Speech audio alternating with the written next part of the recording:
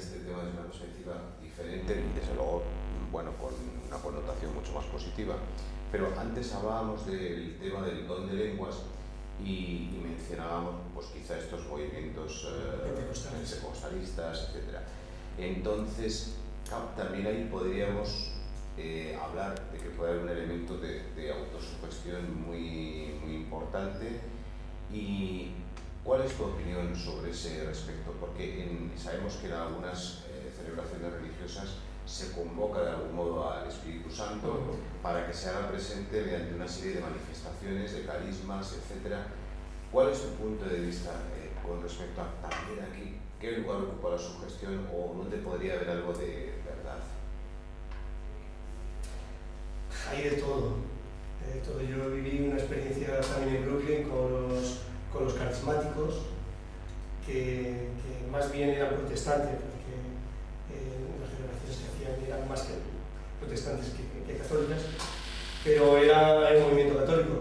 Y yo recuerdo que en un momento, pues, igual, los que estaban dirigiendo el grupo, yo estaba ahí escuchando de la parte de atrás, y decían: en este momento el Espíritu Santo va a venir sobre vosotros y va a dar poderes, os va a dar los dones, a uno va a dar el don de lengua, a otro el don de curación. Y entonces, de repente, pues efectivamente, empezó uno: sí, yo hablo en distintas lenguas, y empezó a hablar, no sé si eran lenguas o era un simple manejo de vocabulario hablando al revés. Otro pues empezó: yo te curo, y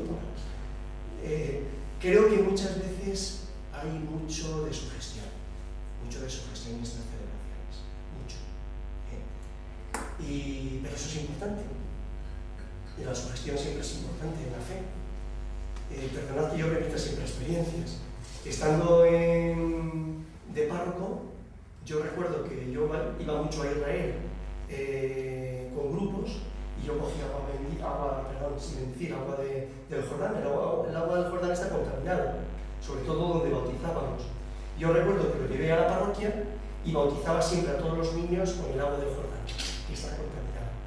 Entonces me vino una mujer y me dice: ay, por favor, padre, mira, es que tengo mi hija está muy mal, está muy enfermita, y a veces tiene unas crisis enormes en casa, no sabemos lo que le pasa. ¿Podría darme agua bendecida para que yo la pueda echar sobre su habitación y sobre la casa? Y le dije: pues mira, precisamente esta tarde yo tengo bautizos. Vente después de los bautizos y te llevas el agua que ha quedado. ¡Ay, qué bien, padre, qué bien! Terminé los bautizos, yo bauticé a los niños, y lo que quedó en la pila se lo llevó. Y pues a las 2 semanas vino la madre diciéndome que estaba la hija mucho mejor, que se había bebido el agua que yo le había dado.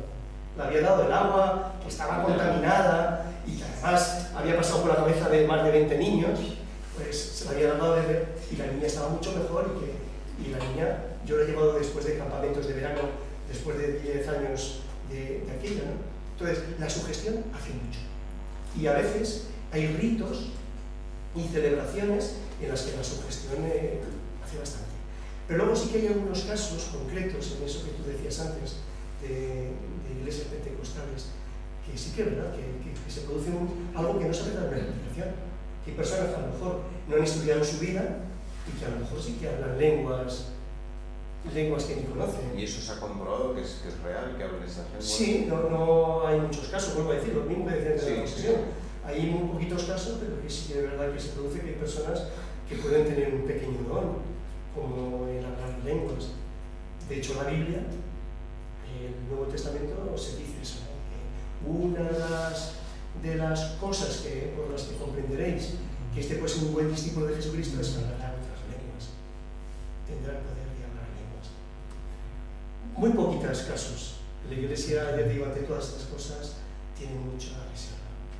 Pero sí que la producción de los casos. No nos importa, de nuevo, que recurras a tu experiencia personal.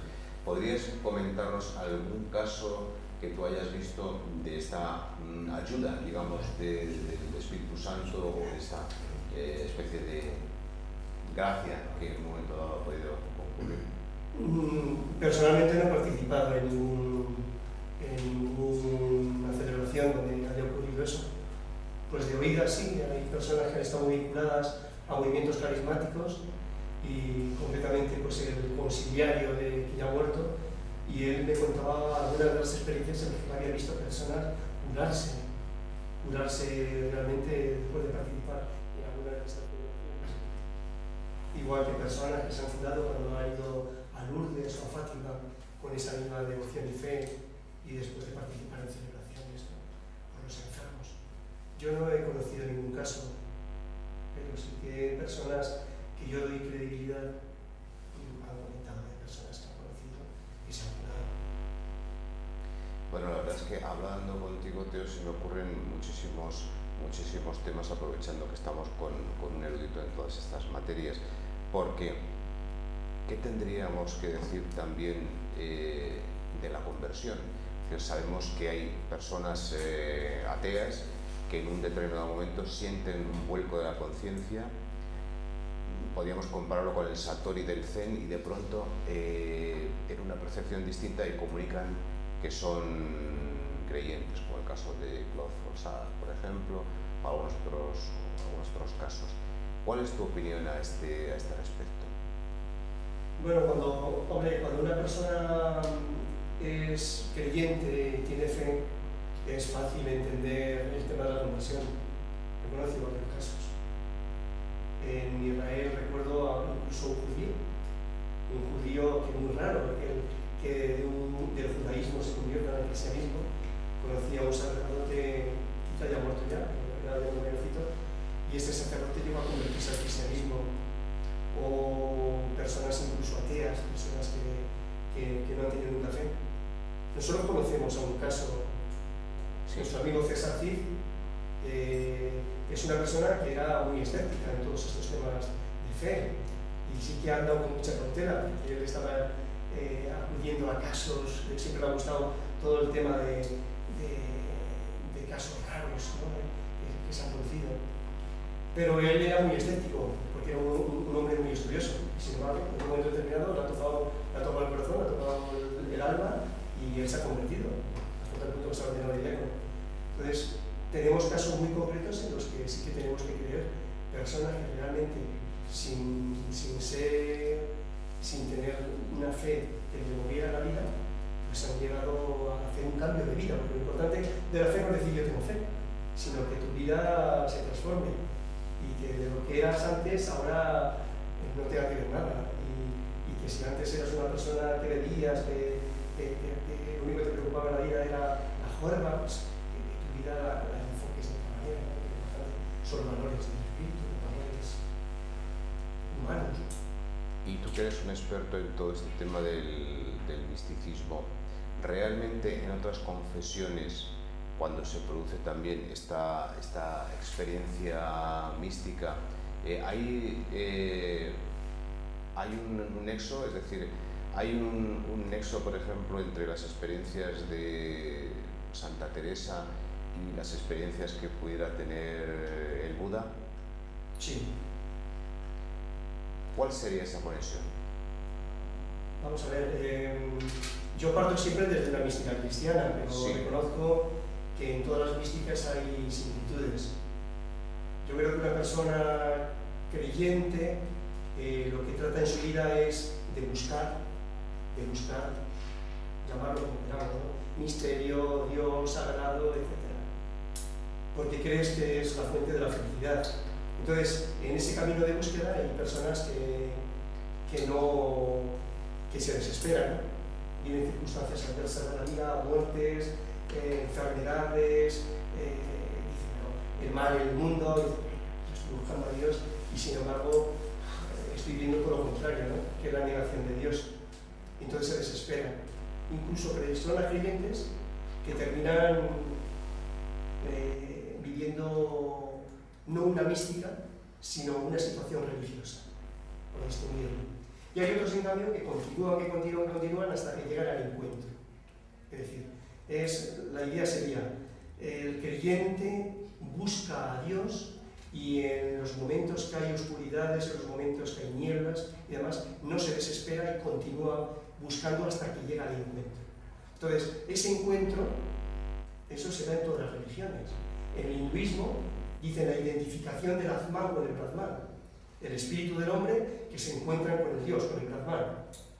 En el budismo, el nirvana, ¿no? Llegar a no tener, a la extinción del deseo, y por lo tanto llegar a encontrarte con el misterio. Ellos no llaman Dios, porque para ellos no existe la divinidad, pero bueno, encontrarse en paz con uno mismo es la mística del budismo.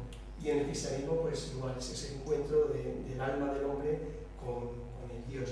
Por lo tanto, hay similitud en todas las religiones. Existe una mística que es muy semejante. Santa Teresa, pues ya sabemos por sus escritos, igual que San Juan de la Cruz, que vivieron un camino de purificación, esa noche oscura, hasta llegar a la iluminación y llegar a la unión, que es lo importante, la unión con Dios. Decía San Juan de la Cruz de Santa Teresa, bueno, no de Santa Teresa, sino de muchos casos de éxtasis. Decía que el éxtasis era un fenómeno que se producía en esa búsqueda, en algunos, pero que eso era muy negativo, decía San Juan de la Cruz. Que las personas que tenían éxtasis era como una imperfección que se producía dentro de esa mística, de esa búsqueda y de ese encuentro con Dios. Por lo tanto, no hay que buscar acontecimientos extraordinarios dentro de ese proceso místico para decir que estás en el buen camino. Porque la ciencia decía, Teresa de Jesús tuvo arrobamientos, tuvo éxtasis, pero después ya, los últimos años, sus 20 años últimos, cuando se encontró con Dios, ya no tuvo ninguno. Es decir, como diciendo, es que los éxtasis, los acontecimientos extraordinarios que tenían a veces los místicos no eran buenos, eran imperfecciones que se producían en el alma. Por lo tanto, San Juan de la Cruz lo que dice es que no hay que buscar acontecimientos extraordinarios dentro del misticismo, sino que lo que hay que hacer es hacer una vida llana, una vida sencilla, de oración, de autenticidad, y llegar a encontrarte con Dios. Por lo tanto, volviendo a la pregunta que has hecho, sí, en todas las religiones, o la mayoría de las religiones, se produce una mística muy semejante a la mística cristiana, de búsqueda y de encuentro. Bueno, también, como yo te comentaba, ha habido algunos intentos desde la hipnosis de producir estados místicos aquí con una finalidad terapéutica. Y realmente es curioso porque sí, los estados místicos parece que cumplen con varias características de las que ya en su tiempo hablaba William James o hablaban otros autores. Parecen ser transculturales y transconfesionales, podríamos decir. Bien, yo creo que es el momento de que los asistentes también te hagan algunas preguntas. Yo creo que está todo el mundo encantado con la claridad de tu exposición, y vamos a ver quién se atreve a hacer la primera pregunta.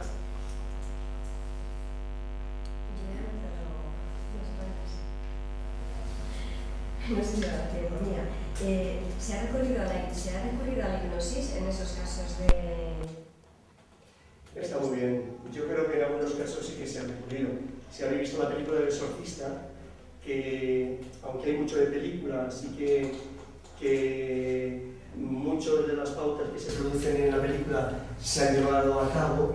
Una de las cosas que hacen con esta chiquita que está poseída, que digo que en el caso real era un chico, era la hipnosis.